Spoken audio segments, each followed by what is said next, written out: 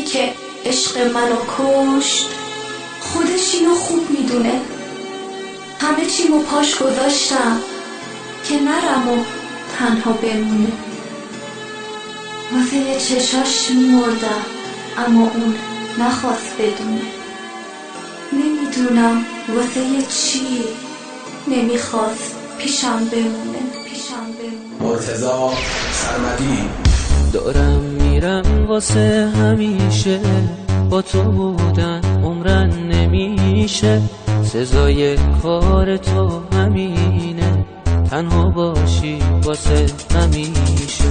دارم میرم من از کنارت، ندارم دیگه کاری به کارت. پشت پا زدی به روزت، میمیره عشق سینه سوزه.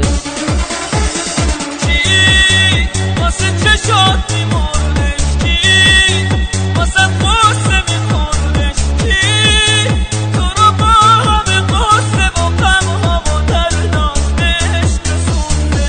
کی واسه چشات میمردش، کی واسه قصه میخوردش، کی تو رو با همه قصه و غمها و درداش عشق رسونده.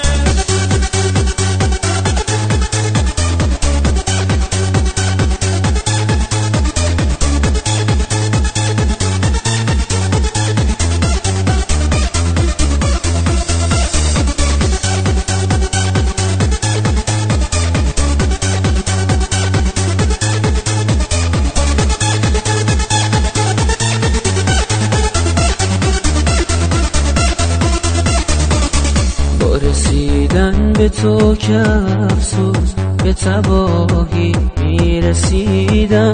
مگه میشه دلو به کسی داد که ازش هیچی نمیدونه؟ وقتی رفتم تازه میفهمی که چی بودم و چی کردی با من. تو رو من خیلی دیر شناختم، وقتی به پات همه چیمو با